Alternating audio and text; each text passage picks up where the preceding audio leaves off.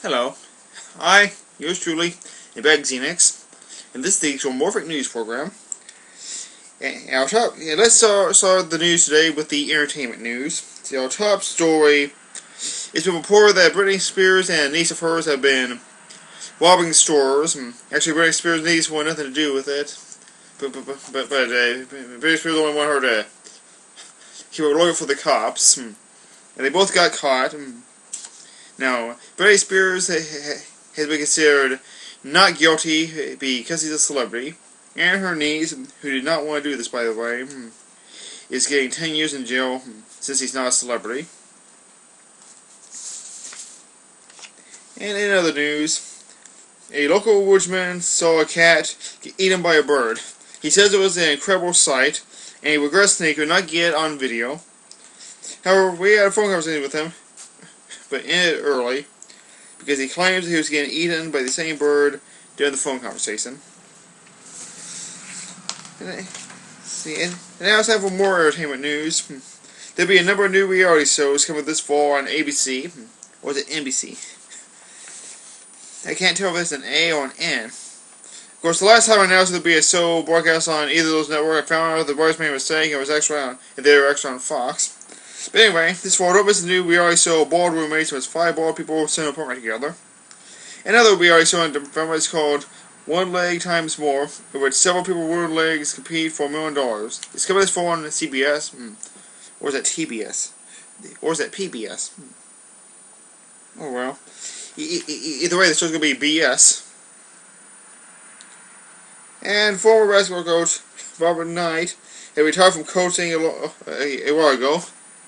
But now, he's making a comeback, not as a coach, but as a film director. And he's announced that his first movie will be in production next fall.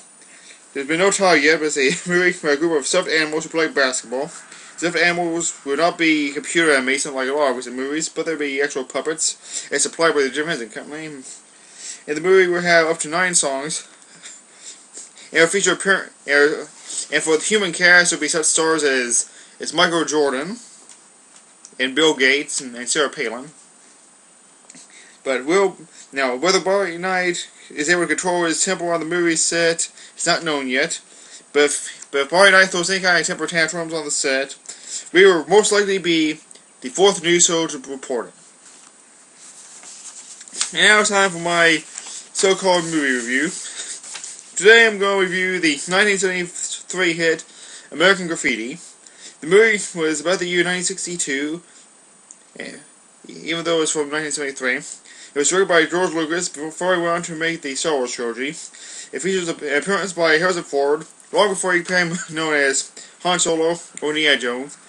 It also has Ron Howard, long after he played Opie Taylor, and a year after he first played Wesley Cunningham on an episode of Love American Style, before Happy Days came on the air.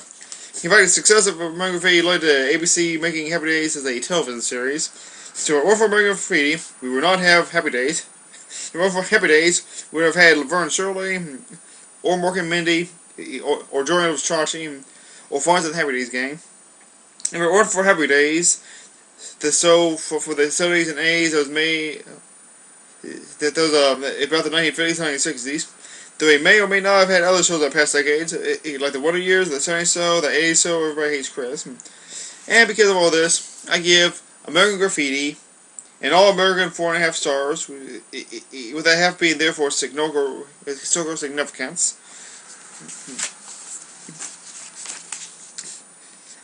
And every week, I, yours truly, get thousands and thousands of letters, and starting now, I plan on reading at least 3 letters per show. So my first letter says, Dear Mr. Xenix, you are behind on your mortgage payment. This is your second notice. Please pay soon or else. What a thoughtful letter. And other news. Let's see. And another letter says, Mr. Xenix, I work for your rival station and host of every news program. I decided to take a break off from this show, and I actually watched your show. It's terrible. It's obvious why I've won more awards than you, if any. I guess it's true that television is going downhill. And your show is proof of that. I hope I never had to hear your voice on the radio. I hope you never star in any feature films. Wait.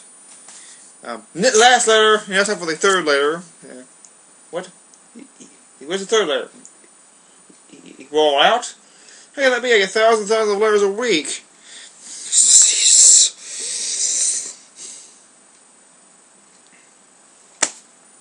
And that's the news. I, yours truly, and Brad Xenix. This was the Xormorphic News Program.